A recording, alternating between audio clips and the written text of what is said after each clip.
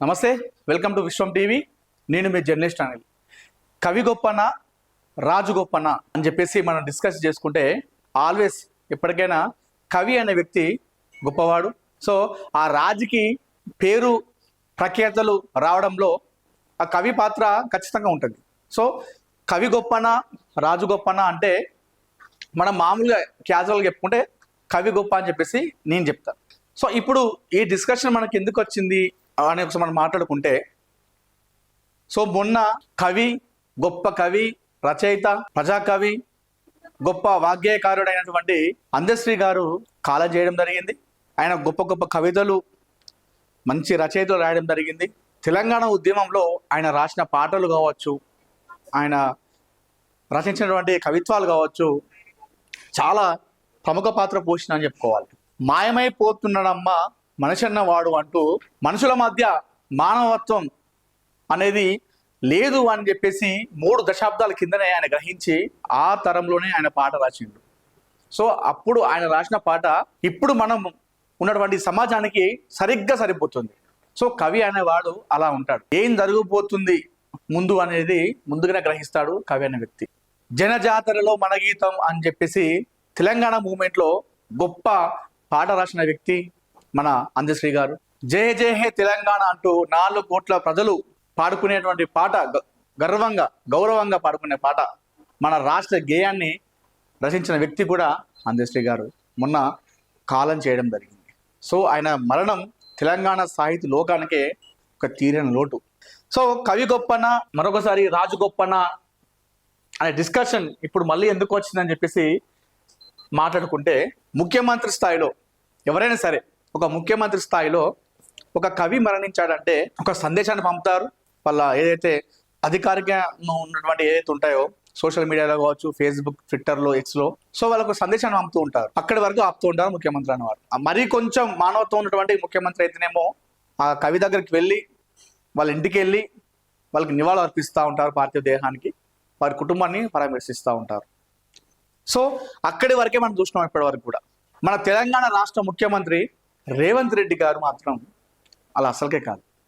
అందరి ముఖ్యమంత్రిలా కాకుండా ఇప్పటికి కూడా ముఖ్యమంత్రి స్థాయిలో ఉన్నప్పటికీ కూడా చాలా తగ్గింపుగా ఉంటాడు ఇలాంటి విషయాల్లో.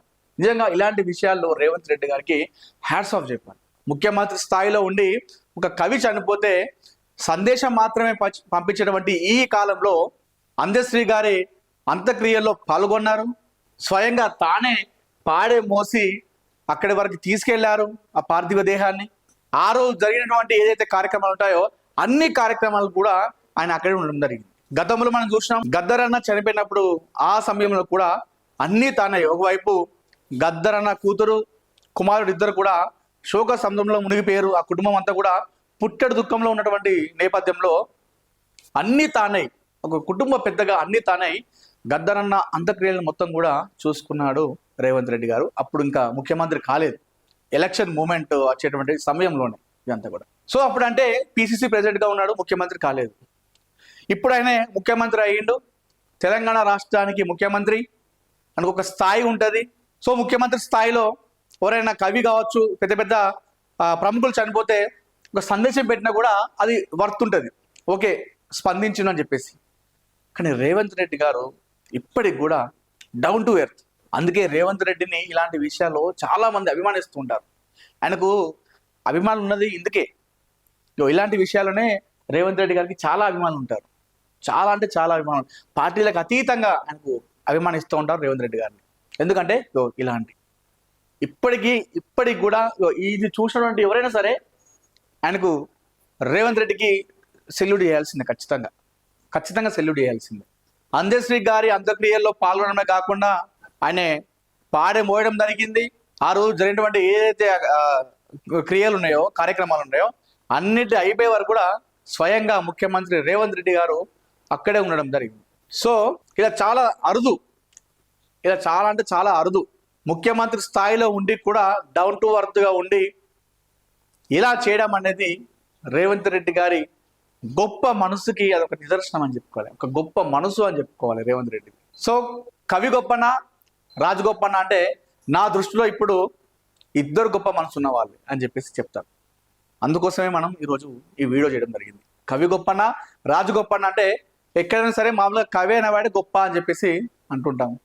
ఇక్కడ కవి గొప్పనా రాజు గొప్పనా అంటే ఇక్కడ నాకు మాత్రం ఇద్దరు గొప్ప వాళ్ళే, ఇద్దరు కూడా గొప్ప మనసున్న వాళ్ళే, కవి అదేవిధంగా రాజు. సో ఆయన ఎన్నో విమర్శలు ఉంటాయి రేవంత్ రెడ్డి గారి పైన, ఏదో సరే అవి పక్కనే పెడితే ఇలాంటి విషయాల్లో మాత్రం రేవంత్ రెడ్డి గారిని ఎవరైనా సరే అభిమానించాల్సిందే, అభినందించాల్సిందే. నా దృష్టిలో ఈ యొక్క ఏదైతే ఈ సన్నివేశం ఉందో ఈ సన్నివేశం ప్రకారం కవి రాజు ఇద్దరు కూడా గొప్ప మనసున్న వాళ్ళే.